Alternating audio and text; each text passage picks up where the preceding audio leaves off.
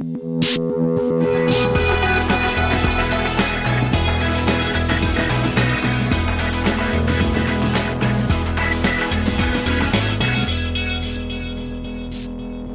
Steve Lackmeyer here with another edition of OKC Central. Today we're with Johnson Hightower at his family's legacy building, the Hightower Building. Thanks for joining us. You're welcome, Steve. Okay, well, we've been touring the cellar restaurant. We've been going through a history of this property. The building itself is just amazing. And your family, I mean, truly it's one of the founding families of Oklahoma City. It goes back to your great-grandfather. Tell us about that. My great-grandfather was a wonderful person. I obviously didn't know him myself, but he came to Oklahoma City in the mid-1890s from Kosciuszko, Mississippi. And his name was? Frank Pearson Johnson. Okay. There were two other Johnson brothers, and they pioneered their way out here for better times and a better life shortly, probably 5 years after the run of '89. Established himself as a banker in Oklahoma City and remained in that capacity till he died in 1935, I think it was, Steve. Now, this building, it was originally a two-story building. Is that correct? That is correct. So tell us how it started. Well, I'm not sure how it started, but the building was built in the early 1920s. It was called the Shops Building. We do have some archive photos of it, but when Frank P. was president of the First National Bank, he bought this building and added 8 stories to it. And actually named it. How would he get the name? He named it after his grandchildren, which were my dad and dad's sister. And it's quite a remarkable building. Tell us about the architecture in the lobby, just the facade. I mean, architecturally, it's quite stunning. If you jump back and look at early turn of the century and pre-turn of the century architecture in Chicago, and you look at the Daniel Burnhams and you look at the Sullivan style. Mr. Sullivan actually worked for Mr. Burnham for a period of time.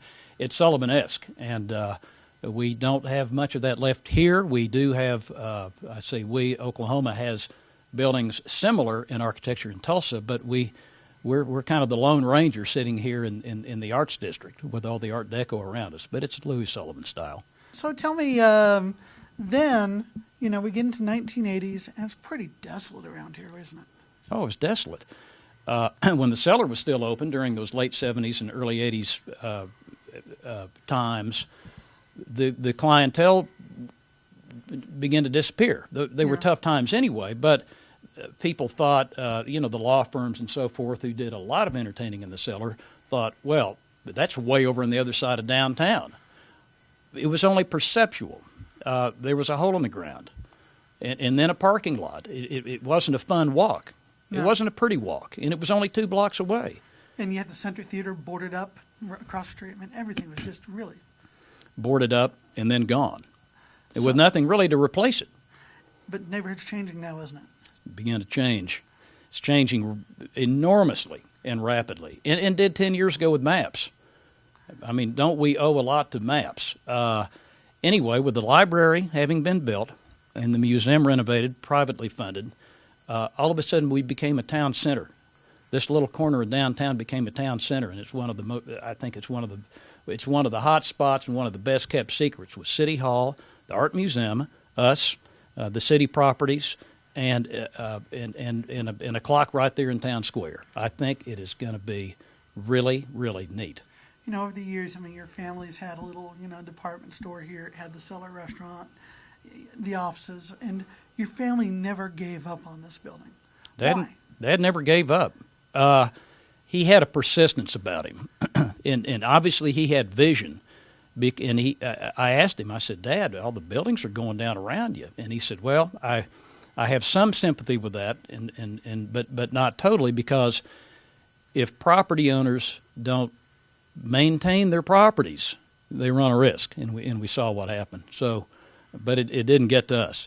And what I failed to mention, Steve, is the most important thing going on a half a block to my southeast, and that would be the Devon project, which is simply stunning. Simply stunning. Things, isn't it? Project 180 will surround us. Will come right to our front door, and we have a lot to be thankful for being patient. Thank you so much for joining us. For all your downtown development news, visit my blog, OKC Central. For all your latest news, business, weather, and sports, visit News OK.